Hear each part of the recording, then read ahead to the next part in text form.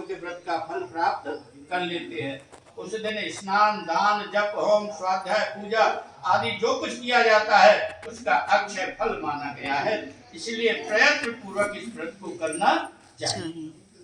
जब धर्मात्मा युधिष्ठिर ने पंचम अश्वमेध यज्ञ के स्नानोपरांत भगवान श्री कृष्ण ने पूछा कि भगवान, नक्त व्रत तथा एक भुक्त व्रत का पुण्य एवं फल क्या है जनार्दन, कृपया मुझे बताने की कृपा करें।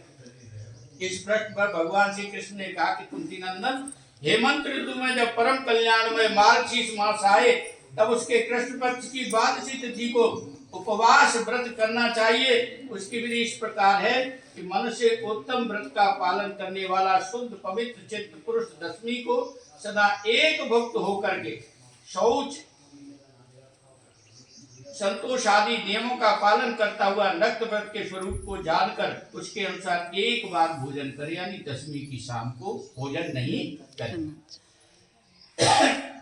दिन के 8वें भाग में जब सूर्य का तेज मंद पड़ जाए तब उसे नक्त जानना चाहिए। रात को भोजन करना नक्त नहीं है, यानी रात को भोजन कर लिया तो व्रत का कोई फल नहीं है। गृहस्थ के लिए तारों के दिखाई देने पर नक्त भोजन का विधान है। अगर भोजन करना ही है तो तारे दिखाई दे तो भोजन कर सकते। कुंती नंदन, दशमी की रात व्यतीत होने पर एकादशी को प्रातःकाल व्रत करने वाला पुरुष व्रत के नियम ग्रहण करे। प्रातः और मध्याह्न को पवित्रता के लिए स्नान करे। स्नान क्रम से कुआं, बावली, नदी में करने का विधान है। अगर ये तीनों चीज उपलब्ध नहीं है तो फिर तो हैंड पंप जैसे हो जाए तो यही बात है। घर पर भी स्नान को माना गया है। वैसे उत्तम तो उसी को माना गया है, लेकिन निम्न मध्यम उत्तम माना गया है। मध्यम भी है लेकिन उत्तम भी है घर पे स्नान करना। और स्नान से पूर्व एक मंत्र है, उसे पढ़ करके मिट्टी शरीर पर लगानी चाहिए। अश्वक्रांते रथक्रांते विष्णुक्रांते वसुंधरे व्रत के हर में पापम जन्मया पूर्व संचितम। हे वसुंधरे, हे पृथ्वी मां, तुम्हारे ऊपर अश्व और रथ चलते हैं। भगवान विष्णु ने वामन अवतार धारण तुम्हें अपने पैरों से नापा था। व्रत के मैंने पूर्व काल में जो पाप संचित किया है उस मेरे पाप को आप हरण कर लीजिए। इस प्रकार व्रत के नियमों का पालन करता हुआ भगवान का पूजन करे। रात्रि में जागरण करे। ब्राह्मणों को दक्षिणा देकर प्रणाम करके क्षमा मांगे। इस प्रकार कृष्ण पक्ष, शुक्ल पक्ष की दोनों एकादशी का समानता से विधि विधान से व्रत पूजन करे। इस प्रकार विधान से पूजन करने पर अनंत फल मिलता है। शंखोद्धार तीर्थ में स्नानोपरांत भगवत दर्शन का जो फल संक्रांति के अवसर पर 4 लाख का दान करने का जो पुण्य मिलता है वह एकादशी के 16वीं कला के बराबर भी नहीं है। कितना भी दान कर लो लेकिन जो एकादशी का फल है उसकी 16 कला के बराबर भी वो दान नहीं है। प्रकाश क्षेत्र में चंद्र और सूर्य ग्रहण के समय स्नान दान से जो पुण्य मिलता है वो एकादशी व्रत करने से मिलता है। केदार क्षेत्र में जल पीने से पुनर्जन्म नहीं होता, उसी प्रकार एकादशी का भी वही फल है। इसी प्रकार सभी पुण्यों से एकादशी व्रत का अधिक फल मिलता है।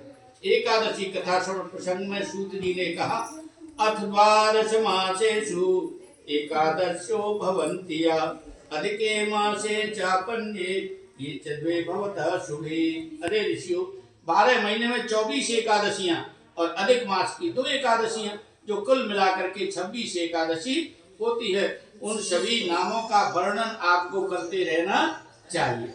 उनके नाम क्या है? उत्पन्ना मोक्षदा चापि सफला पुत्रदा तथा षट्तिलाख्या जयाख्या च विजया अमलकीर्ति च पाप मोचनी काख्या च कामदा च बलूथिनी मोहिनी चापराख्या च निर्जला योगिनी तथा विष्णु देवस्य चयनी कामिका पुत्रदा तजा जयंती सेंद्रा नामनी तथा पाशांकुशारमः देवात्थानी च प्रोक्ता चतुर्विंशत नामभिः पद्मिनी परमेति च। तो जिस प्रकार इन एकादशियों के नाम हैं उसी प्रकार इनके गुण भी हैं। जिस प्रकार इनके नाम है उस प्रकार इनके गुण है। और व्रत उद्यापनम चाचा यदि कर्तुम न शक्नुयात् तदा संकीर्तनम नाम्ना सद्यस्त फलमाप्नुयात्। यदि एकादशी का व्रत तथा उद्यापन करने में असमर्थता हो। जैसे एकादशी रहते रहते ऐसी स्थिति बन जाती है कि असमर्थ हो जाते हैं, तो एकादशी के नामों का कीर्तन करो, स्मरण करो और संपूर्ण फल आपको मिल जाएगा। आइए भगवान नाम लेकर की कथा श्रवण करें। श्रीमन नारायण नारायण नारायण। एकादशी उद्यापन जैसे नहीं हम कर पाए तो द्वादशी के दिन ब्राह्मण भोजन कराते चलो। एकादशी का व्रत और दूसरे दिन भोजन करा दो, तो फिर उद्यापन की भी आवश्यकता नहीं रहेगी। इसी कथा श्रवण प्रसंग में सूत जी उत्पन्न एकादशी की कथा कहने लगे। ये उत्पन्न एकादशी क्या है? यह उत्पन्न एकादशी यथा नाम तथा गुरु। आइए इस उत्पन्न एकादशी का चिंतन करें, मनन करें और श्रवण कर व्यवहार में लाएं, जीवन को अपने को जीवित करें। एवं प्रीत्या पुरा विप्रा श्री कृष्णेन परम व्रतम कथितं तत्प्रयत्नेन यः कुर्यात् मानवः। हे ब्राह्मणों, एक समय का प्रसंग है। प्राचीन काल में भक्त वत्सल भगवान श्री कृष्ण ने प्रेम में प्रेमित होकर के, भाव में भावित होकर के धर्मराज युधिष्ठिर आदि से इस उत्तम व्रत को बताया कि जो मानव इस पृथ्वी पर इस परम पावन दिव्य व्रत को करेगा वह अनेक भोगों का भोग करेगा, अनेक भोगों को प्राप्त करेगा और अंत में विष्णु लोकम प्रयात, विष्णु लोक को जाएगा। भगवान के श्रीमुख से ऐसी महिमा सुनी तो अर्जुन आश्चर्य में आ गए, विस्मय में आ गए। अर्जुन का आश्चर्य मुख से मुखरित होने लगा और बोल उठा कि भगवान इस एकादशी की महिमा क्या है, फल क्या है? तब अर्जुन के आश्चर्य को भगवान श्री कृष्ण दूर करने लगे और एकादशी महिमा तथा फल बताने लगे। कहने लगे, अरे अर्जुन, तपस्विनो ग्रहे नित्यं लक्ष्यं यस्य भुञ्जते षष्टि वर्ष सहस्राणि तस्यं पुण्यं च यद् भवेत्। जिस घर में प्रतिदिन 60,000 वर्ष तक 1,00,000 तपस्वी ब्राह्मण भोजन करते हैं, उस भोजन का प्रतिफल एकादशी के बराबर होता है। एकादश उपवासेन पुण्यं प्राप्नोति मानवः को सहस्ते च यत् पुण्यं तत्ते वेदांग पारगे। वेदज्ञ ब्राह्मण को सहस्त्र गाय दान करने से जो फल मिलेगा वही फल एकादशी व्रत करने से मिल जाता। अरे एकादशी के व्रत के पुण्यों की कोई महिमा नहीं है, गरिमा नहीं है। एकादशी तस्यापि पुण्यं संज्ञान विद्यते। इस व्रत का पुण्य प्रभाव देवताओं को भी दुर्लभ है, अप्राप्य है।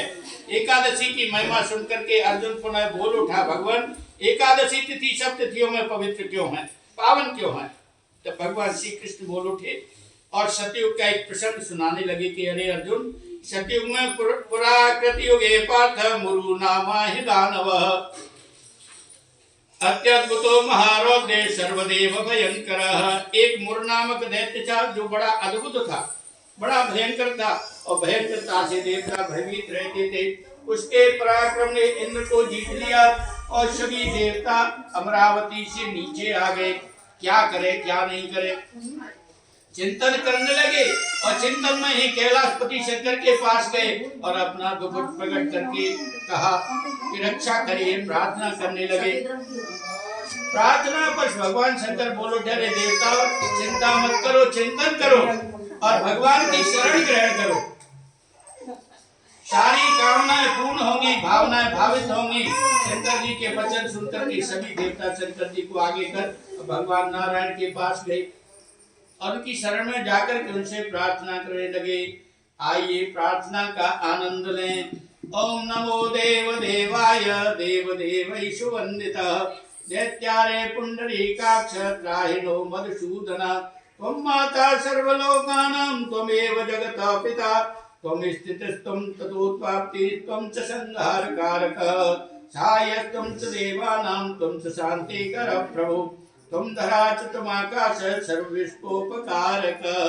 भगवान आप ही देवादि देव हो, हम आपको प्रणाम करते हैं, वंदन करते हैं।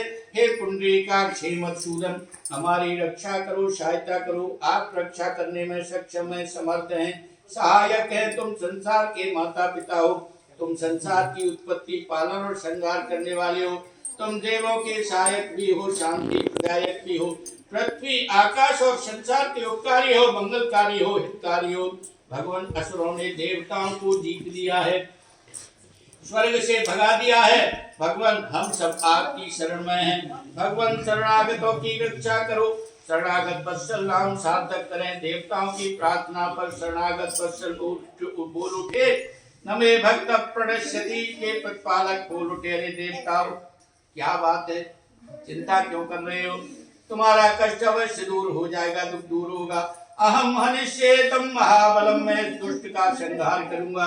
तुम चंद्रावती नगरी पर चढ़ाई करो। भगवान का आदेश पालन में आ गया। देवता और दैत्य युद्ध करने लगे। मुर नामक दैत्य की गर्जना गरजने लगी। गर्जना देवताओं को पीड़ित करने लगी, भय से भयभीत करने लगी। तो देवता भय से भागने लगे, चिल्लाने लगे। ऐसे समय में श्रीमन नारायण भगवान विष्णु शंख चक्र गदा पद के साथ आ गई। भगवान का चक्र चलने लगा, शत्रुओं को शांत करने लगा, शत्रुओं का अंत करने लगा। परंतु मुरनाम दैत्य को चक्र शांत नहीं कर सका, गदा अंत न कर सका। परंतु मुरनामक दैत्य ने ही चक्र शांत कर दिया, गदा को शांत कर दिया, शस्त्र शांत कर दिए। समय बीतने लगा, दिन बीत गए, महीने बीत गए, वर्ष बीत गए, 1000 वर्ष बीत गए। युद्ध अनिर्णीत रहा, भगवान भी नहीं जीत सके उसे। श्रीमन भगवान नारायण थक गए। इसी प्रसंग में भगवान अर्जुन से कहने लगे कि अर्जुन, मैं इस युद्ध में थक गया और बदरिकाश्रम में एक गुफा में जाकर के सो गया। गुरु नामक दैत्य मेरा पीछा करता हुआ गुफा में आ गया और मुझे मारने को संकल्पित हो गया, उद्यत हो गया, तत्पर हो गया। उसी समय मेरी प्रेरणा शक्ति से प्रेरित, मेरी लीला शक्ति से प्रेरित मेरे शरीर से कन्या उत्पन्न हो गई, जो दिव्यास्त्रों से युक्त थी, जो अस्त्र शस्त्रों से शोभित थी। उस राक्षस को उस कन्या में अपनी मृत्यु दिखने लगी। राक्षस आश्चर्य में आ गया और चिंतन करने लगा कि केनेयं निर्मिता रौद्रा अत्युग्रा सर्पासिनी इत्युक्ता दानवेंद्रोषो योधे कन्यया दया। अरे, अत्यंत वज्रपात करने वाली इस देवी को और किसने पैदा किया है? ऐसा कहकर के वह दैत्य कन्या से युद्ध करने लगा। कन्या से युद्ध करते हुए उसकी शक्ति समाप्त होने लगी, उसके शस्त्र समाप्त होने लगे और देखते देखते देवी ने सिर काट दिया, यमलोक पहुंच गया। उसकी सेना भाग गई, धोखा दे गई। यही संसार का व्यवहार है और यही संसार का सत्य है कि जब विपत्ति आती है तो सब पीछा छोड़ करके चले जाते हैं। यानी उस मुर नामक दैत्य की सेना भी उसका साथ छोड़ने लगी। इधर श्रीमन नारायण भगवान जग गए, अपने सामने मरे दैत्य को देख लिया और अपने सामने हाथ जोड़ करके खड़ी कन्या को देख लिया। श्रीमन नारायण भगवान के पूछने पर कन्या परिचय देने लगी। भगवान, मेरी उत्पत्ति आपसे है, मैं आपकी अपनी शक्ति हूँ, मैं आपकी लीला शक्ति हूँ। आपकी अपनी शक्ति ने इसको समाप्त किया है तथा देवताओं को संकट मुक्त किया है। भगवान ने कन्या से इस प्रकार सुना तो श्रीमन नारायण भगवान प्रसन्न हो गए, आनंद से आनंदित हो गए और वर मांगने को कह दिया। कन्या बोल उठी, यदि तुष्टोसि मे देव यदि देयो वरो मम तारेयं महापापम उपवास परम नरम। भगवान, आप मुझ पर प्रसन्न है तो ऐसा वर प्रदान करें, ऐसा आशीर्वाद प्रदान करें कि एकादशी व्रत करने वाले पाप से मुक्त हो जाएं, पाप रहित हो जाएं। भगवान ने तुरंत तथास्तु कह दिया और एकादशी के दिन उत्पन्न होने के कारण उस कन्या का एकादशी नाम भी रख दिया और एकादशी का महत्व भी बता दिया, फल भी बता दिया और आदेश कर दिया कि एकादशी का व्रत करो। अब एकादशी का व्रत क्या है? 5 कर्मेंद्री, 5 ज्ञानेंद्री और 1 मन, तो ये एकादश होते हैं। इनको अपने वश में करो, हम इनके वश में नहीं रहे। यही प्रमुख एकादशी का व्रत है। एक एक इंद्री को और भगवान से जोड़ते चले जाए। हम उस इंद्री के वशीभूत नहीं रहे। हमें किसी प्रकार के स्वाद की इच्छा नहीं हो, किसी प्रकार के स्वरूप को देखने की इच्छा नहीं हो, किसी प्रकार की इच्छाएं नहीं रहे। वही एकादशी, यानी हमारी 10 इंद्री 1 मन, ये विचलित नहीं हो, इन पे कंट्रोल हमारा हो जाए तो समझो हमारी एकादशी। एकादशी का पुण्य तो तीर्थों से अधिक है। इसका फल सभी प्रकार में दान और व्रतों से अधिक है। यह सत्य कहता हुआ श्रीमन नारायण भगवान ने वरदान दिया और अंतर ध्यान हो गए। इसी प्रसंग में भगवान श्री कृष्ण अर्जुन से बोल उठे, अरे अर्जुन, मैंने तुम्हें एकादशी की उत्पत्ति सुनाई। ये एकादशी यम एकादशी नित्या सर्व पाप क्षयं करी, सभी पापों को नित्य नष्ट करने वाली है। इस व्रत को करने से ब्रह्म हत्या जैसे पाप समाप्त हो जाते हैं। ब्रह्मा हत्यादिकम पापम नश्यते नात्र संशय। हे अर्जुन, इस व्रत में शुक्ल पक्ष और कृष्ण पक्ष का भेद भी नहीं करना चाहिए। जितनी द्वादशी शुक्ल पक्ष की है उतनी ही एकादशी कृष्ण पक्ष की, दोनों समान हैं। तो ये नहीं सोचा कि हम तो शुक्ल पक्ष में करेंगे, हम तो एक कृष्ण पक्ष में करेंगे। जब भी उत्तम बन जाए व्यवस्था उसी समय इनका कर। विधवत एकादशी का उपवास करो, करोड़ों भगवान का परम धाम मिल जाएगा। विष्णु भक्त के मुख से मुद्रित एकादशी कथा श्रवण करो। कल्प कोटि समायुक्तो विष्णुलोके महीयते, करोड़ों कल्प तक विष्णुलोक का निवास मिल जाएगा। ब्रह्म हत्या जैसे पाप समाप्त हो जाएंगे। यह ध्रुव सत्य अटल है। बोलो एकादशी मैया की जय, बोलो भक्त वत्सल भगवान की जय। श्रीमन नारायण नारायण नारायण, श्रीमन नारायण नारायण नारायण, श्रीमन नारायण नारायण नारायण, श्रीमन नारायण नारायण नारायण। बोलो पन्ना एकादशी माता की जय। फलाहार करें और एकादशी का व्रत।